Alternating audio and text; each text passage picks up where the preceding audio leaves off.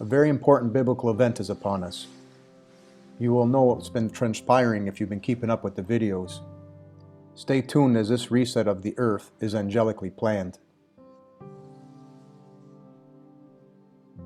So what's this beautiful day in May? What does one think when we hear the two words May and day? Let's get to the root of the meaning of MayDay, and you will see it was not always on the same day. In May, there's a significant, beautiful event that brings astounding feeling of change. The flowers are in full bloom, the air is fresh, and one truly feels the effects of the spring that has sprung. Around the world, there are many cultures that celebrate this May Day, with names like Floralia, Festival of Spring, Festival of Colors, or the Festival of Love. In the sky every year around this time, there's something special about to happen. It is a story of a queen, the moon, taking the reins from the king, the sun. The sun is in the sign of Aries, which is ruled by Mars, a male energy. When the sun moves into Taurus, which is a lunar female house, ruled by Venus, a female energy, the female energies trump male energies. This happens on the exact moment when the sun transits into Taurus. As can be seen here, this happens on May the 14th at 0 degrees Taurus. But wait, there is so much more female energies that are available to us. During this May Day, you have the female energies of Hygeia, Vesta, and Venus aligned in Taurus, where Venus rules. You will come to know that this is special to bring love into this world. Perfect timing. It's important to note that this beautiful event is happening during Anna Perenna, the overall topic of this video. So why all the confusion about May Day always on May 1st, and the spring always starting on March 21st? All cultures celebrate events based on astrological observation. Know that the Vatican started calculating Easter by a set of rules disregarding the precession of the equinoxes, which means the rule is in grave error. The Gregorian calendar was designed to falsely put the spring equinox to the March 21st and forget about precession.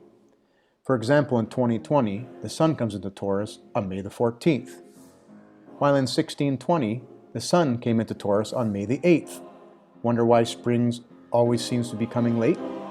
The Maya, like all other ancient cultures, follow the luminaries for their celebrations because they are aligned with the heavens.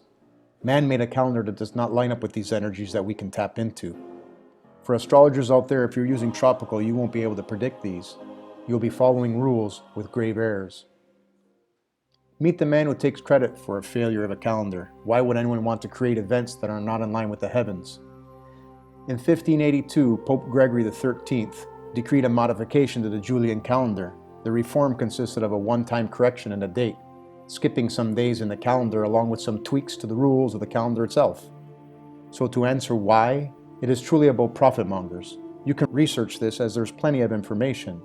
But to end this tyrannical discussion, know that you cannot predict weather, health, the stock market. Yes, that's right, you heard me correctly, with the Vatican's calendar. Yet, the Vatican owns the largest telescopes around the world. That's interesting. Let's get back to the beautiful female influence that is upon us. Your voice is ready to be heard. Know that all this is happening for a reason. On May 7th, Eris, Persephone, Isis, the Madonna, once again cycled into Aries. Watch my previous videos to learn more. Aries, energetically representing the head, the crown chakra, or the corona. You heard me right, corona. This is a major part of the current spiritual cleanse. This is a 500-year cycle. She will be in and out for the next 4 years, kind of like a work hardening wake-up call, after which she will be illuminating us for the next 30 years. Now will be a good time to state your intentions, as she will be hearing you like never before. Another wonderful female energy alignment on May 18th. You have Venus, the goddess of love, Hygeia, goddess of cleanses, and Vesta, the goddess of hearth, or virgins.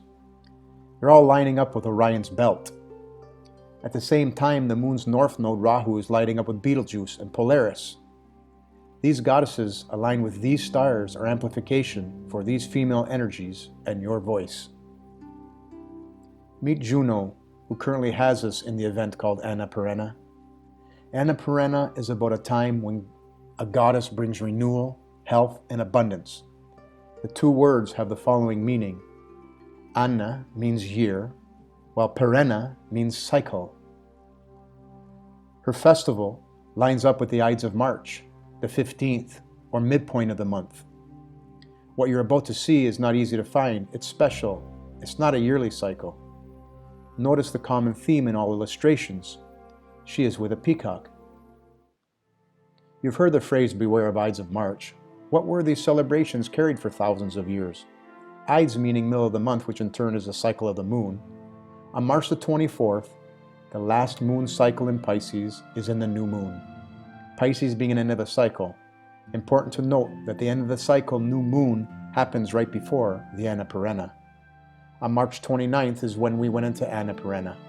As you can see, Lilith was the last to enter as she transits past Ketu, the south node. All planets are under the watchful eye of Juno, the goddess of the heavens. Anna Perenna is a cycle that overthrows any tyrannical empire and brings truth from behind the veil. This is an oil painting of the Anna Perenna by Guercino from Rome in 1625. Notice the angel who was busy working in the background, assisting in taking down those whom are not good. Pay attention. Recapping, on March 29th, all luminaries have situated on one side of the chart. Within the umbrella of the North and South Node, Rahu and Ketu, with Juno, the Queen of the Heavens, in retrograde, watching over us. Remember in the illustrations of Juno that she is with a peacock. Look how fitting. Coincidence? There are no coincidences in life. Just have to open up your eyes and let the love in. So we have a bunch of female alignments happening in May. What does that mean, right? Every being on the planet will have a strong, energetic desire to vibrate with love and restore the natural abundance that we once had. Watch as the angels guide the women, men, animals, insects, rains, and winds to achieve the inevitable goal. This is a spiritual reset, and you can watch it unfold in the sky. Further to the dates already mentioned, here are more you should pay attention to. I won't go through them all, just the dates while the sun is in the female house of Taurus. The watchful eye of the moon comes out of the gates of Annapurna first, on May 24th. On May 28th, Mercury comes out.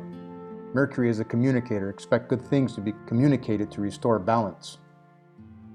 June 1st, Vesta, the goddess of hearth, and the Vestal Virgins protecting those with a good heart. Side note, June 18th, Mercury goes retrograde, right before June 19th, when the sun comes out of Annapurna. You can pause the video to look at some of the other dates.